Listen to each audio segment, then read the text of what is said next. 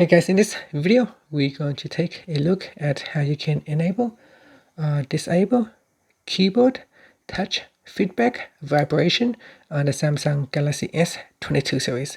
First, tap on the home button to go back to the home screen. And on the home screen, swipe down at the top and tap on the settings icon.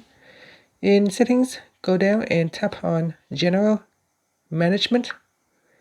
Next, we go down and tap on the Samsung keyboard settings. In here, we're going to go down and tap on swipe, touch, and feedback.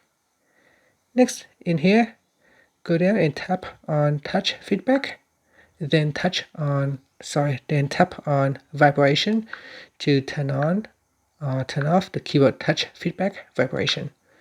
Now, if you switch it off when you are using the keyboard, you will not feel any more haptic feedback. It will not vibrate. This also is a good idea to turn off if you want to save some battery power, because every time your phone vibrates, it will use some energy and it will therefore consume your battery power. And that's it. Finally, you can tap on the home button to go back to the home screen. Thank you for watching this video. Please subscribe to my channel for more videos.